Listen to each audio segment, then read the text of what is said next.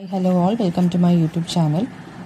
എപ്പിഫനസ് ടെക്സ്റ്റിലെ my shot എന്നുള്ള ഒരു സോങ് ആണ് നമ്മളിന്ന് നോക്കാൻ പോകുന്നത്.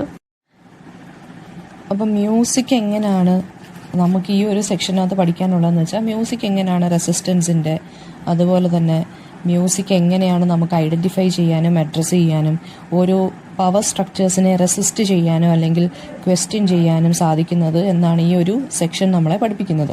അപ്പോൾ അതിനകത്ത് മ്യൂസിക് എന്ന് പറയുന്നത് ഈ വോയിസ്ലെസ് ആയിട്ടുള്ള, അതായത് ഈ പാർശ്വവൽക്കരിക്കപ്പെട്ട ആളുകൾക്ക് ശബ്ദം കൊടുക്കുന്ന ഒരു ഘടകമായിട്ട് എങ്ങനെ മാറി എന്നാണ് ഈ ഒരു സെക്ഷൻ അല്ലെങ്കിൽ ഈ ഒരു പാട്ട്, ഈ ഒരു സോങ് നമ്മൾക്ക് പഠിപ്പിച്ചു തരുന്നത്.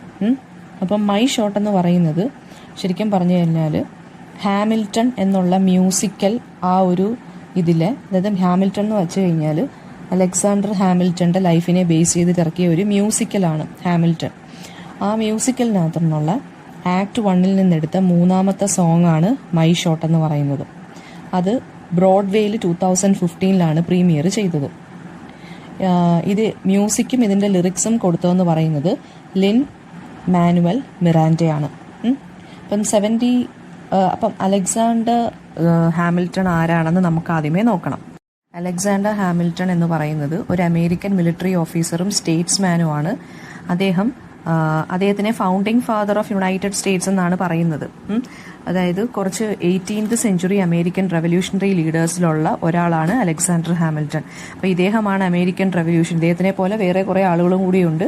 അപ്പോൾ അവരെല്ലാം കൂടി ചേർന്നിട്ടാണ് അമേരിക്കൻ റെവല്യൂഷൻ സക്സസ്ഫുൾ ആയി മാറ്റിയത്. അതായത് അമേരിക്കൻ റെവല്യൂഷൻ എന്ന് പറയുമ്പോൾ ബ്രിട്ടന്റെ കോളനിയിൽ നിന്ന് അമേരിക്കയെ രക്ഷപ്പെടുത്താൻ വേണ്ടി ഒരു ഗ്രൂപ്പ് ഓഫ് റെവല്യൂഷണറീസ് ഉണ്ടായിരുന്നു.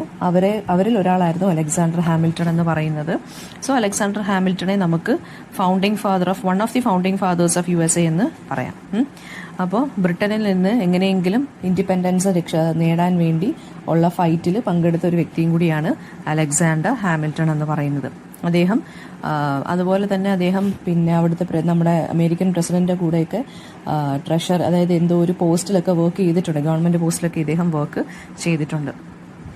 ആൻഡ് ദെൻ ബ്രോഡ്വേ എന്നുള്ള തിയേറ്ററിൽ അല്ലെങ്കിൽ ബ്രോഡ്വേയിലാണ് ഈ ഒരു മ്യൂസിക്കൽ ആദ്യമായിട്ട് പിന്നെ പ്രീമിയർ ചെയ്തതെന്ന് ഞാൻ പറഞ്ഞു 2015. ബ്രോഡ്വേ എന്ന് പറയുന്നത് ഒരു തിയേറ്റർ ജാണറാണ്. അതായത് ഒരുപാട് 41 പ്രൊഫഷണൽ തിയേറ്റേഴ്സ് ഉൾപ്പെടുന്ന ഒരു തിയേറ്റർ ജാണറിനെയാണ് ബ്രോഡ്വേ തിയേറ്റർ അല്ലെങ്കിൽ ബ്രോഡ്വേ എന്ന് പറയുന്നത്. ഓരോ തിയേറ്ററിൽ ഈ 41 പ്രൊഫഷണൽ തിയേറ്റേഴ്സിലും 500-ലധികം സീറ്റുകളുണ്ട്. അത് ബ്രോഡ്വേ എന്നുള്ള, അതായത് മാൻഹട്ടൺ അല്ലെങ്കിൽ ന്യൂയോർക്ക് സിറ്റിയിലുള്ള ഒരു സ്ഥലമാണ് ബ്രോഡ്വേ എന്ന് പറയുന്നത്. അപ്പൊ ബ്രോഡ്വേയിലെ ആ തിയേറ്റേഴ്സിൽ ഏതോ ഒരിടത്തിലാണ് നമ്മുടെ ഹാമിൽട്ടണിന്റെ ആ ഒരു മ്യൂസിക്കൽ പ്രസന്റ് ചെയ്ത് അല്ലെങ്കിൽ പ്രീമിയർ ചെയ്തത്. അലക്സാണ്ടർ ഹാമിൽട്ടണോടൊപ്പം തന്നെ അദ്ദേഹത്തിന്റെ കുറച്ച് കൂട്ടുകാരുടെ അല്ലെങ്കിൽ കുറെ ഫോളോവേഴ്സിന്റെ അല്ലെങ്കിൽ കൂടെ ഉണ്ടായിരുന്ന റെവല്യൂഷണറീസിന്റെ ലൈഫും കൂടിയാണ് ഹാമിൽട്ടൺ എന്നുള്ള ഈ ഒരു മ്യൂസിക്കലിനകത്ത് നമുക്ക് അല്ലെങ്കിൽ ആൽബത്തിനകത്ത് നമുക്ക് കാണാൻ സാധിക്കുന്നത്. അപ്പൊ അദ്ദേഹത്തിന്റെ ജീവചരിത്രം ഒരു മ്യൂസിക്കൽ പോലെ ഇങ്ങനെ പറഞ്ഞു പോവുകയാണ്. കഥയോടൊപ്പം തന്നെ പിന്നെ കുറെ സോങ്സും ഇറക്കിയിട്ടുണ്ട്. അതിലൊരു സോങ് ആണ് നമുക്ക് പഠിക്കാനുള്ള my shot. Act 1 third song ആണ്. അപ്പം Alexander Hamilton in the year 1776 അദ്ദേഹത്തിന്റെ ആ ഒരു ബർത്ത് പ്ലേസിൽ നിന്ന് ന്യൂയോർക്ക് സിറ്റിയിലോട്ട് മാറുകയാണ്, എമിഗ്രേറ്റ് ചെയ്യുകയാണ് ചെയ്യുന്നത്. ആ സമയത്ത് 19 വയസ്സേ ഉണ്ടായിരുന്നുള്ളൂ അലക്സാണ്ടർ ഹാമിൽട്ടണിന്. അപ്പോൾ അദ്ദേഹം ശരിക്കും പറഞ്ഞു കഴിഞ്ഞാൽ ഈ റെവല്യൂഷനകത്ത് ജോയിൻ ചെയ്യാൻ വേണ്ടിയാണ് പോയത്. അദ്ദേഹത്തിന്റെ വെർബൽ സ്കിൽസ് അല്ലെങ്കിൽ സ്പീക്കിംഗ് സ്കിൽസ് എന്ന് പറയുന്നത് പിന്നെ കൂടെ ഉണ്ടായിരുന്ന റെവല്യൂഷണറീസ് വളരെയധികം അത്ഭുതപ്പെടുത്തി. അപ്പം അതുകൊണ്ട് പിന്നെ അതുപോലെ തന്നെ ബ്രിട്ടീഷുകാർക്കെതിരെയുള്ള ഫൈറ്റിലും അതുപോലെ തന്നെ അമേരിക്കൻ റെവല്യൂഷനിലും എല്ലാം നല്ല രീതിയിൽ ഇദ്ദേഹത്തിന് തിളങ്ങാൻ സാധിച്ചു, എക്സൽ ചെയ്യാൻ സാധിച്ചു.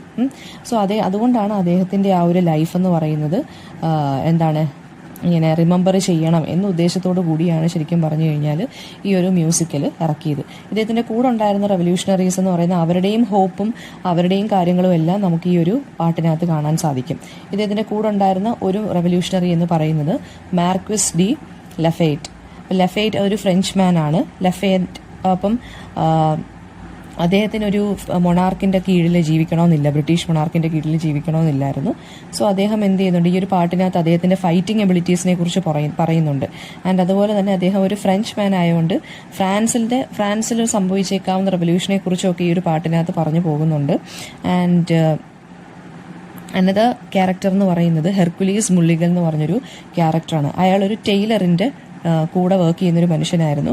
സോ അദ്ദേഹം എന്തിനാണ് റെവല്യൂഷനിൽ ജോയിൻ ചെയ്തതെന്ന് വെച്ച് കഴിഞ്ഞാൽ സോഷ്യലി കുറച്ചും കൂടി അഡ്വാൻസ്ഡ് ആവാൻ വേണ്ടിയാണ് റെവല്യൂഷനിൽ ജോയിൻ ചെയ്തത്. അനദർ ക്യാരക്ടർ എന്ന് പറയുന്നത് ജോൺ ലോറൻസ് എന്ന് പറയുന്ന ഒരാളായിരുന്നു. അപ്പം അദ്ദേഹം എന്ന് പറയുന്നത് എല്ലാവർക്കും ഈക്വൽ റൈറ്റ്സ് കിട്ടണം എന്ന് പറഞ്ഞ് ഫൈറ്റ് ചെയ്ത് നടക്കുന്ന ഒരു മനുഷ്യനായിരുന്നു. അപ്പം അമേരിക്കയെ ഇതുപോലെ വോറിലോട്ട് അല്ലെങ്കിൽ ഒരു ബ്രിട്ടനിൽ നിന്ന് ഫ്രീ ആക്കാൻ വേണ്ടി ഏതൊരറ്റം വരെയും പോകാൻ വേണ്ടി നിൽക്കുന്ന ഒരു മനുഷ്യനായിരുന്നു John Laurens. And another character is Aaron Burr. Aaron Burr എന്ന് പറയുന്നത് പിന്നെ എന്താണ്, അലക്സാണ്ടർ ഹാമിൽട്ടന്റെ ഒരു കൈൻഡ് ഓഫ് എനിമി എന്ന് നമുക്ക് വേണമെന്നുണ്ടെങ്കിൽ പറയാം. അതായത് ആദ്യം കൂടെ നിന്നിട്ട് കുറച്ച് കഴിയുമ്പോൾ ഇവർ തമ്മിൽ എനിമീസ് ഒക്കെ ആവുകയാണ് ചെയ്യുന്നത്. ആൻഡ് ഇനി നമുക്ക് കുറച്ചും കൂടി ഒരു ബാക്ക്ഗ്രൗണ്ടിലോട്ട് നോക്കണം. അപ്പോൾ ബാക്ക്ഗ്രൗണ്ടിലോട്ട് പോവുകയാണെങ്കിൽ അലക്സാണ്ടർ ഹാമിൽട്ടൺ എന്ന് പറയുന്നത് ഒരു റഫ് ചൈൽഡ്ഹുഡ് ആയിരുന്നു എക്സ്പീരിയൻസ് ചെയ്തിരുന്നത്. കരീബിയൻ ഐലൻഡിലായിരുന്നു അദ്ദേഹം ജനിച്ചത്. അദ്ദേഹത്തിന്റെ പേരൻസ് കല്യാണം കഴിച്ചിട്ടില്ലായിരുന്നു. സോ അതൊരു ഇല്ലെജിറ്റിമേറ്റ് ചൈൽഡാണ്. അദ്ദേഹം ഔട്ട് ഓഫ് വെഡ്ലോക്ക് പിറന്ന ഒരു കുട്ടിയാണ്. ആൻഡ് അവർക്ക് പൈസയൊന്നും ഇല്ലാത്തതുകൊണ്ട് സ്കൂളിൽ സെൻഡ് ചെയ്യാൻ പറ്റിയില്ല. പക്ഷേ അതുകൊണ്ട് തന്നെ ഇദ്ദേഹത്തിന് ഫോർമൽ എഡ്യൂക്കേഷൻ കിട്ടിയില്ല. അച്ഛൻ കുറച്ച് കഴിഞ്ഞപ്പോൾ ഫാമിലി വിട്ടുപോയി. അമ്മ മരിച്ചു 11 വയസ്സുള്ള സമയത്ത്. ആൻഡ് അയാളും അയാളുടെ ബ്രദറും കൂടിയായിരുന്നു ജീവിച്ചുകൊണ്ടിരുന്നത്. വളരെ പൂറായിട്ടുള്ളൊരു ലൈഫായിരുന്നു ഇദ്ദേഹത്തിനുള്ളത്. അപ്പോൾ ടീനേജർ ആയിരുന്ന സമയത്ത് ഇദ്ദേഹത്തിന് ക്ലർക്കായിട്ട് ജോലി കിട്ടി. ഒരു മെർച്ചന്റിന്റെ കൂടെയായിരുന്നു ഇയാൾ ജോലി ചെയ്തിരുന്നത്. സോ ആ സമയത്ത് ഇദ്ദേഹത്തിന് മാത്സിലും ബിസിനസ്സിലും നല്ല രീതിയിൽ ജീനിയസ് തെളിയിക്കാൻ വേണ്ടിയുള്ളൊരു ചാൻസ് കിട്ടി. ആൻഡ് അതുപോലെ തന്നെ ഒരുപാട് കണക്ഷൻസ് മേക്ക് ചെയ്യാനും ഇദ്ദേഹത്തിന് കിട്ടി. സോ ആ ഒരു കണക്ഷൻസിലൂടെയാണ് ഇദ്ദേഹത്തിന്റെ ഫ്യൂച്ചറിൽ അദ്ദേഹത്തിന് റവല്യൂഷനിലൊക്കെ പങ്കെടുക്കാൻ കുറേ അധികം ഹെൽപ്പ് കിട്ടിയത്. ആൻഡ് ഈ ഒരു ടാലന്റ് റെക്കഗ്നൈസ് ചെയ്തിട്ട് ഇദ്ദേഹത്തിന്റെ തന്നെ എംപ്ലോയേഴ്സ് എന്ത് ചെയ്തെന്ന് വെച്ച് കഴിഞ്ഞാൽ ന്യൂയോർക്കിൽ ചെല്ലാൻ സഹായിക്കുകയും ആൻഡ് അവിടെ വെച്ച് അദ്ദേഹത്തിന് ഫോർമൽ എഡ്യൂക്കേഷൻ കിട്ടി. ആൻഡ് ഇൻ അഡീഷൻ ഹാമിൽട്ടൺ എന്ത് ചെയ്തെന്ന് വെച്ചാൽ ഒരുപാട് ഇമ്പോർട്ടൻ്റ് ആയിട്ടുള്ള റിലേഷൻഷിപ്സ് ന്യൂയോർക്കിൽ വെച്ചും എന്ത് ചെയ്തു, കണക്ട് ചെയ്തു അല്ലെങ്കിൽ ഫോം ചെയ്തു. സോ അവിടെ വെച്ചിട്ടാണ്, ന്യൂയോർക്കിൽ വെച്ചിട്ടാണ് ഇദ്ദേഹം പൊളിറ്റിക്സിൽ ഇൻവോൾവ് ആവുന്നത്. അപ്പോൾ ആ സമയത്ത് ന്യൂയോർക്കിൽ ബ്രിട്ടീഷ് മൊണാർക്കിക്കെതിരെയുള്ള റെസിസ്റ്റൻസ് കൂടി വരുമായിരുന്നു. അതായത് ബ്രിട്ടീഷ് കൊളോണിയലിസത്തിനെതിരെയുള്ള റെസിസ്റ്റൻസ് കൂടി വരികയായിരുന്നു ആ സമയത്ത്. സൈമൾട്ടേനിയസ്ലി ഹാമിൽട്ടൺ എന്ത് ചെയ്തു, ഇദ്ദേഹത്തിന്റെ പാഷൻ ഡിസ്കവർ ചെയ്തു. അതായത് ഇദ്ദേഹത്തിന് ഹിസ്റ്ററിയോടും ഫിലോസഫിയോടും ഉള്ളൊരു ഇഷ്ടം ഇദ്ദേഹത്തിന് തന്നെ മനസ്സിലായി, റിയലൈസ് ചെയ്തു. അപ്പോൾ സ്കൂളിൽ പഠിച്ചിരുന്ന സമയത്ത് ഇദ്ദേഹം അദ്ദേഹത്തിന് ഈ ഹിസ്റ്ററിയും ഫിലോസഫിയൊക്കെ പഠിച്ചല്ലെങ്കിൽ മെയിൻലി ഹിസ്റ്ററി പഠിച്ചപ്പോൾ ഇദ്ദേഹത്തിന് മനസ്സിലായി ഇദ്ദേഹത്തിന് റൈറ്റ്സ്, അതായത് നമുക്ക് നമ്മുടെ റൈറ്റ്സിന് വേണ്ടി നമ്മൾ ഫൈറ്റ് ചെയ്യണം എന്ന് ഇദ്ദേഹത്തിന് മനസ്സിലായി. അങ്ങനെ ഇദ്ദേഹം എന്ത് ചെയ്തു, ഇദ്ദേഹത്തിനെ പോലെ ചിന്തിക്കുന്ന ലൈക്ക് മൈൻഡഡ് ആയിട്ടുള്ള ആളുകളുമായിട്ട് ഫ്രണ്ട്ഷിപ്സ് ഫോം ചെയ്തു. അപ്പം ഹാമിൽട്ടന്റെ ഈ ഒരു ന്യൂയോർക്ക് ലൈഫ് എന്ന് പറയുന്നത് ആ ഒരു ഏർലി പീരീഡ് എന്ന് പറയുന്നത് ആ ഒരു പീരീഡായിരുന്നു റെവല്യൂഷണറി വോറിലോട്ട് ഇദ്ദേഹത്തിനെ കൊണ്ട് എത്തിച്ചത്. അതാണ് നമ്മുടെ മൈ ഷോട്ട് എന്നുള്ള ആ ഒരു ഫസ്റ്റ് പാട്ടിനകത്ത്, ആ സോങ്ങിന്റെ ഫസ്റ്റ് പാട്ടിനകത്ത് പറയുന്നത്. ഈ ഒരു സോങ്ങിനകത്ത് ശരിക്കും പറഞ്ഞാൽ ത്രൂ ഔട്ട് ദ പ്ലേ ഈ നമ്മുടെ ലിറിക്സ് എഴുതിയ ആള് ലിൻ മാനുവൽ മിറണ്ട എന്ന് പറയുന്നത് അതായത് അയാളുടെ ബയോഗ്രഫിയാണ് പറഞ്ഞിരിക്കുന്നത്. അലക്സാണ്ടർ ഹാമിൽട്ടന്റെ ബയോഗ്രഫിയാണ് പറഞ്ഞിരിക്കുന്നത് ഒരു റാപ്പ് സോങ്ങിന്റെ രൂപത്തിൽ. എങ്ങനെയാണ് അലക്സാണ്ടർ ഹാമിൽട്ടൺ റെവല്യൂഷനോട്ട് എത്തിച്ചേർന്നതെന്നും അദ്ദേഹത്തിന്റെ റെവല്യൂഷനോടുള്ള കാഴ്ചപ്പാട് എന്താണെന്നും ബാക്കി റെവല്യൂഷണറി നോടുള്ള അദ്ദേഹത്തിന്റെ കാഴ്ചപ്പാട് എന്തായിരുന്നു എന്നൊക്കെ നമുക്ക് ഈ ഒരു പാട്ട് വായിക്കുമ്പോൾ മനസ്സിലാവും. ആക്ട് 1 സീൻ 2 അതായത് chapter 3 to 6 of biography of Alexander Hamilton അതാണ് ഈ പാട്ട് വരുന്നത്. ഹാമിൽട്ടന്റെ കൂടെ ഉണ്ടായിരുന്ന അസോസിയേറ്റ്സിനെയും കൂടി പരിചയപ്പെടുത്തുവാണ്. അവരുടെ ആറ്റിറ്റ്യൂഡ്സും റെവല്യൂഷനുള്ള അവരുടെ റോൾസും കൂടിയാണ് നമ്മൾ പരിചയപ്പെടാൻ പോകുന്നത്. ജോൺ ലോറൻസും മാർക്യൂസ് ഡി ലഫേ അതൊക്കെ എന്ന് പറയുന്നത് ഹാമിൽട്ടന്റെ മെയിൻ പാർട്ട്നേഴ്സും ഫ്രണ്ട്സുമാണ്. ഏറൺ ബർ എന്ന് പറയുന്നത് കുറച്ച് കഴിയുമ്പോൾ എനിമി ആയിട്ട് മാറുകയാണ് ചെയ്യുന്നത്. കാരണം അയാൾ ഒരു വളരെ അരഗന്റ് ആയിട്ടും ഈ എല്ലാവരെക്കാട്ടിലും എനിക്കെല്ലാം അറിയാം എന്ന് പറയുന്ന ഒരു വ്യക്തിയും കൂടിയാണ്. ലാസ്റ്റ്ലി ഹെർക്കുലീസ് മുല്ലിഗൻ എന്ന് പറഞ്ഞ ഒരാളെ ഇൻട്രൊഡ്യൂസ് ചെയ്യുന്നുണ്ട്. ഹാമിൽട്ടന്റെ ഫസ്റ്റ് ഫ്രണ്ടാണ്. ആൻഡ് അദ്ദേഹവുമായിട്ട് മാത്രമേ ഉള്ളൂ ഹാമിൽട്ടൺ ഒരു കണക്ഷൻ ഫീൽ ചെയ്യാൻ തുടങ്ങി. കാരണം അദ്ദേഹവും ഹാമിൽട്ടന്റെ കണക്ക് ലോവർ സ്റ്റേറ്റസ് ഓഫ് സൊസൈറ്റിയിൽ നിന്ന് വന്നതാണ്. സോ അംബീഷ്യസ് ആണ്. ഇവർ രണ്ടുപേരുടെ അംബീഷൻ ഏകദേശം സെയിം ആണ്. ലൈഫ് സ്റ്റൈലും സെയിം ആയിരുന്നു. ആൻഡ് ടുഗദർ ഈ ആളുകളെല്ലാം കൂടി അവരുടെ ആ ഒരു റെവല്യൂഷനിൽ പങ്കെടുക്കാനുള്ള ഒരു ഓപ്പർച്യൂണിറ്റി ഇവരെല്ലാം കൂടി സീസ് ചെയ്യുകയും അതായത് ക്യാപ്ചർ ചെയ്യുകയും അവർ അമേരിക്കയെ ഇതുപോലൊരു ഇൻഡിപെൻഡന്റ് നേഷനാക്കി മാറ്റാൻ വേണ്ടി ഒരുപാട് കഷ്ടപ്പെടുകയും ചെയ്തു. അതായത് അവരെല്ലാവരും ആ ഒരു റൈറ്റ് ടൈമിൽ ഈ ഒരു ഓപ്പർച്യൂണിറ്റി സീസ് ചെയ്തു, അല്ലെങ്കിൽ അതെടുത്തു, ഓപ്പർച്യൂണിറ്റി ക്യാച്ച് ചെയ്തു.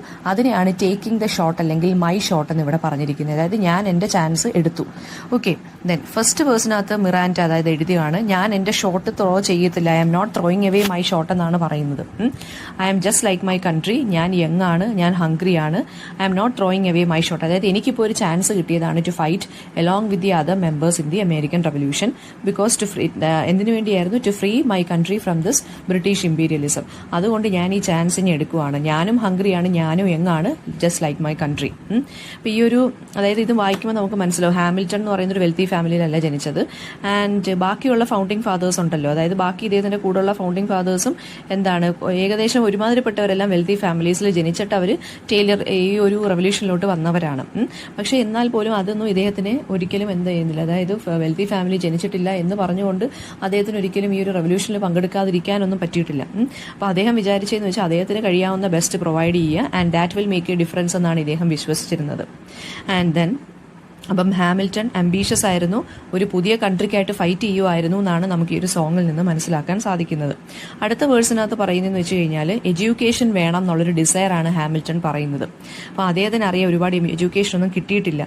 അദ്ദേഹം ന്യൂയോർക്കിൽ വന്നിട്ടാണ് കിങ്സ് കോളേജിൽ ജോയിൻ ചെയ്യുന്നത്. സ്കോളർഷിപ്പ് കിട്ടി, അങ്ങനെ കിങ്സ് കോളേജിൽ ജോയിൻ ചെയ്യുവാണ്. അദ്ദേഹം ഈ പാട്ടിനകത്ത് പറയുന്നതെന്ന് വെച്ച് കഴിഞ്ഞാൽ ഞാൻ വളരെയധികം സർപ്രൈസ്ഡ് ആയിപ്പോയി. കാരണം എനിക്ക് ഒരുപാട് നോളജ് ഉണ്ട്, അല്ലെങ്കിൽ എനിക്ക് ഒരുപാട് ബ്രെയിൻസ് ഉണ്ടെന്നാണ് ഇദ്ദേഹം പറയുന്നത്. പക്ഷെ അതിനെ പോളിഷ് ചെയ്ത് ഞാൻ ഇതുവരെയും യൂസ് ചെയ്തിട്ടില്ല. അത് പോളിഷ് ചെയ്യണം എന്നുണ്ടെങ്കിൽ എനിക്ക് കറക്റ്റ് ആയിട്ടുള്ള എഡ്യൂക്കേഷൻ വേണം.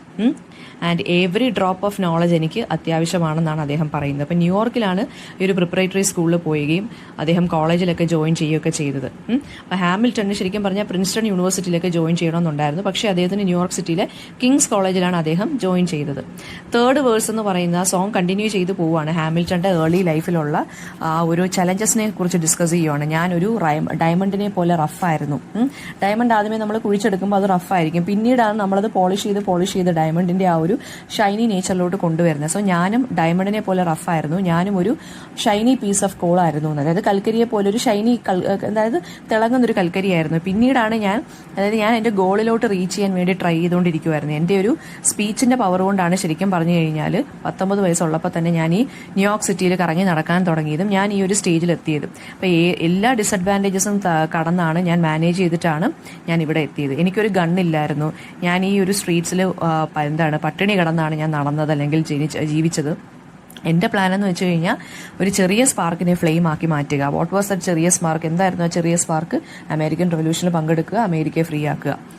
അപ്പം പിന്നീട് അദ്ദേഹം പറയുന്നതെന്ന് വെച്ച് കഴിഞ്ഞാൽ യങ് ആയ ഏജിൽ നിന്ന് തന്നെ അദ്ദേഹം വളരെ വൈസ് അല്ലെങ്കിൽ ജീനിയസ് ആയിരുന്നു എന്ന് നമുക്ക് മനസ്സിലാക്കാൻ സാധിക്കും. വളരെ ഹാർഡ് വർക്ക് ചെയ്തിരുന്ന ഒരു മനുഷ്യനാണ് സ്കൂളിലൊക്കെ വെച്ച്. ആൻഡ് അതുപോലെ തന്നെ ഒരുപാട് ഇൻഫ്ലുവൻഷ്യൽ പീപ്പിളിനെ ഇംപ്രസ് ചെയ്യാനും ഇദ്ദേഹത്തിന് സാധിച്ചു.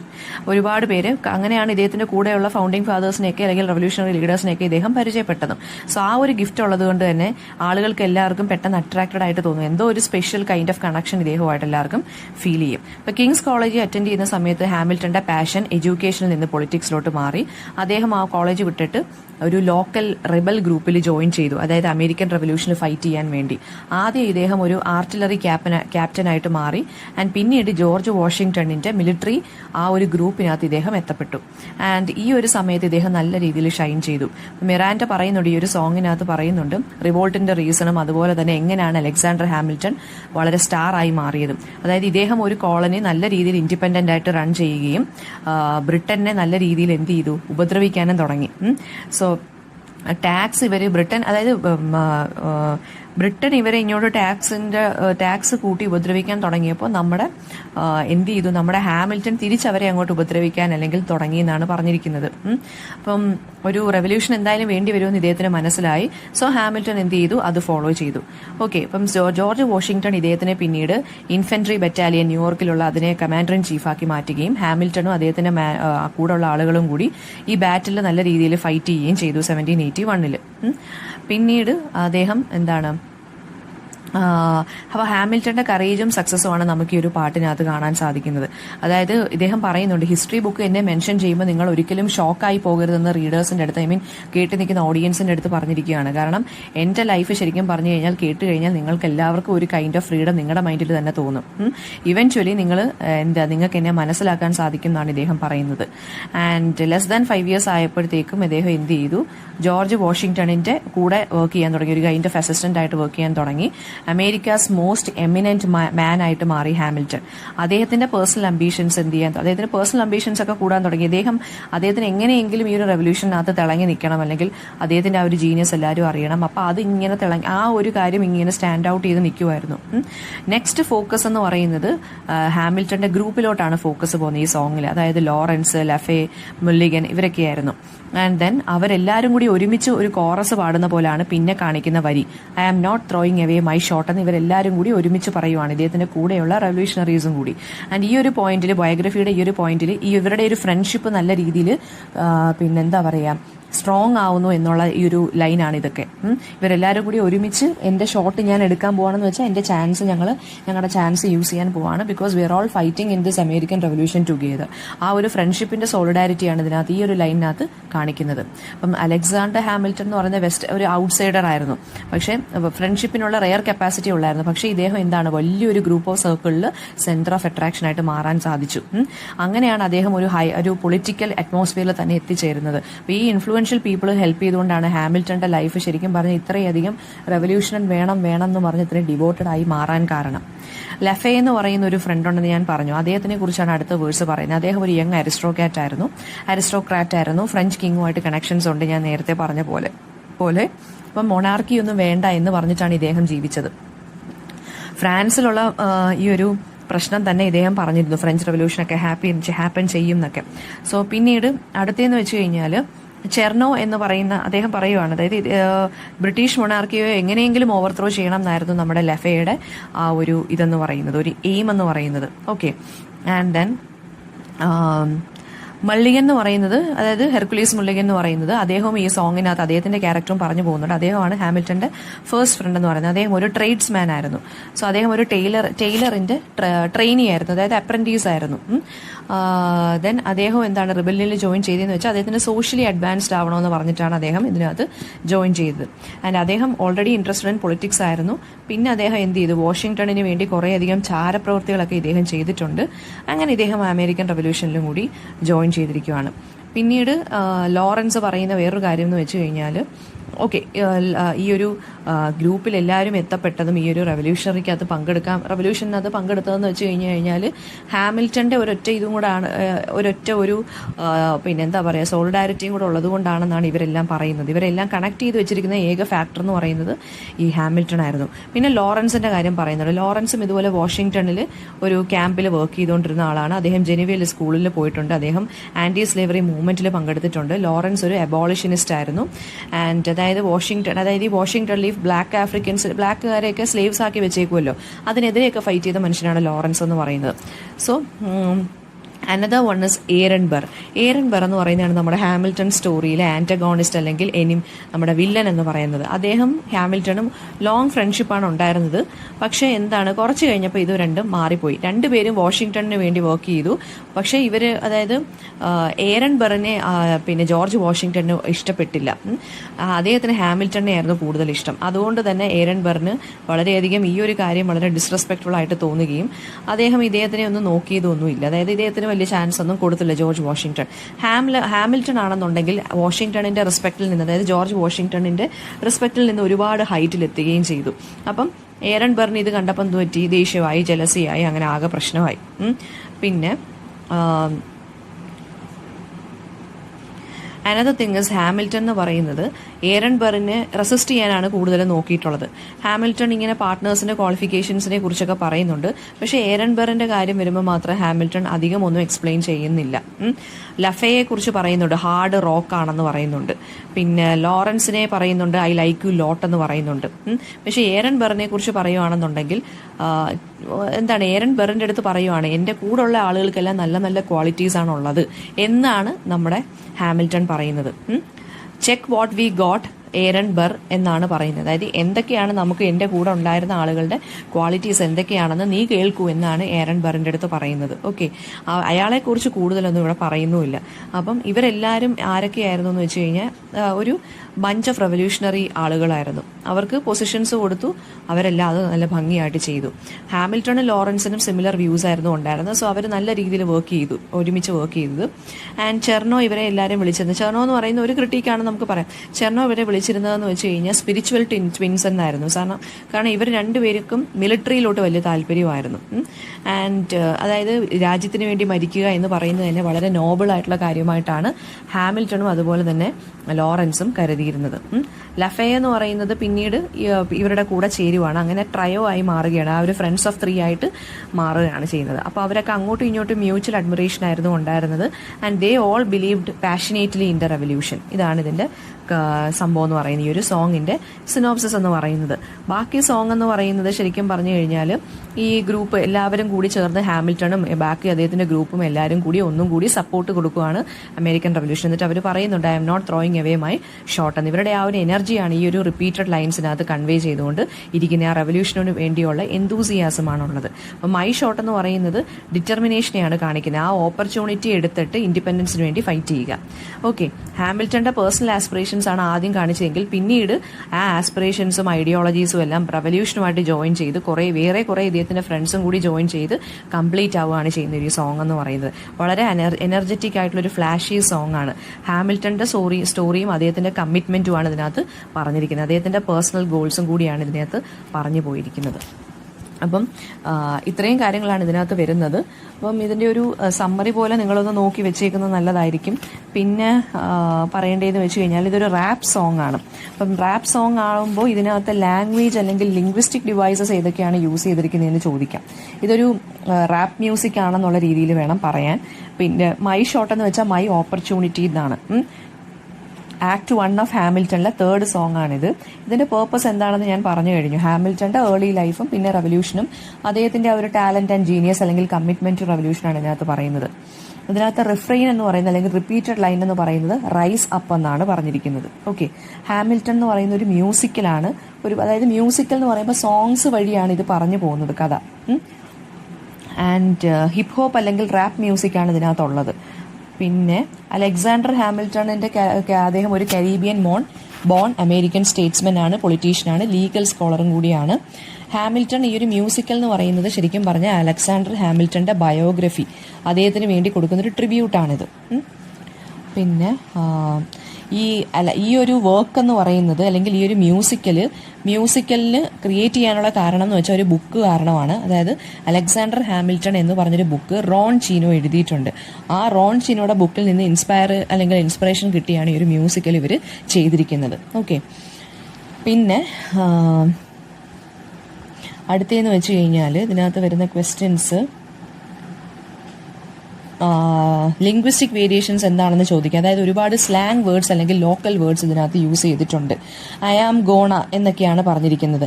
ഐ ആം ഗോണ എന്ന് പറയുന്നതിന് പകരം, അതായത് ഐ ആം ഗോയിങ് ടു എന്ന് പറയുന്നതിന് പകരം I_MMA എന്നാണ് ഇട്ടേക്കുന്നത്. അതിന്റെ മീനിങ് എന്താണ്? ഐ ആം ഗോണ എന്നാണ് പറഞ്ഞിരിക്കുന്നത്. പിന്നെ എന്ന് വെച്ച് കഴിഞ്ഞാൽ ഹേ യോ എന്നൊക്കെ ഇങ്ങനെ പറഞ്ഞിട്ടുണ്ട്. അതൊക്കെ എന്ന് വെച്ചാൽ informal way of using words ആണ് അല്ലെങ്കിൽ ലാംഗ്വേജ് ആണ്. ഓക്കെ, പിന്നെ ഹോളർ HOLLER ഹോളർ എന്നൊക്കെയുള്ള വാക്ക് യൂസ് ചെയ്തിട്ടുണ്ട്. അതൊക്കെ ആഫ്രിക്കൻ അമേരിക്കൻ വെർണക്കുലർ ഇംഗ്ലീഷ് ആണ്. ഹലോയ്ക്ക് പകരം യൂസ് ചെയ്യുന്ന മീനിങ് വേർഡാണ് അതായത് ഹോളർ എന്ന് പറയുന്നത്. ഓക്കെ, പിന്നെ ഇതൊരു മ്യൂസിക്കൽ ടെക്സ്റ്റ് ആയിട്ട് എങ്ങനെയാണ് വന്നിരിക്കുന്നത് എന്നുള്ളൊരു ക്വസ്റ്റ്യൻ വരാം. ഇതിനകത്തുള്ള ഹിസ്റ്ററി എന്തൊക്കെയാണെന്നും പിന്നെ അദ്ദേഹത്തിന്റെ കൂടെ ഉണ്ടായിരുന്ന ആളുകളെ കുറിച്ചും എങ്ങനെയാണെന്നും നമുക്ക് ഇതിനകത്തുനിന്ന് ക്വസ്റ്റ്യൻസ് വരാം. അപ്പം ഇത്രയും ക്വസ്റ്റ്യൻസ് ആണ് ഇതിനകത്ത് നിന്ന് വരുന്നത്. എന്തെങ്കിലും ഡൗട്ട് ഉണ്ടെങ്കിൽ കമന്റ് ബോക്സിൽ ചോദിക്കുക. Thank you.